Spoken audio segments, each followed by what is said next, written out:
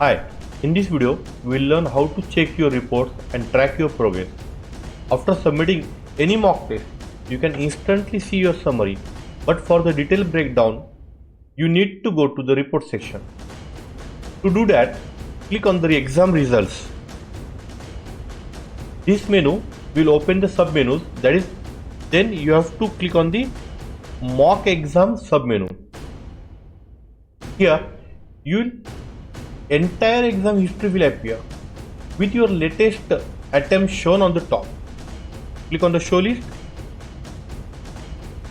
You will see the select button next to each attempt summary. Click on the select button. With a few seconds, the exact exam paper you attempted will open. Inside this paper, you can check which questions were asked, what answers you typed, which were correct and which were wrong. Remember, the answer in the bracket is your answer and the correct answer is outside of the bracket. This helps you clearly identify your mistakes so you can correct them and score higher in your next attempt. That's it for this video.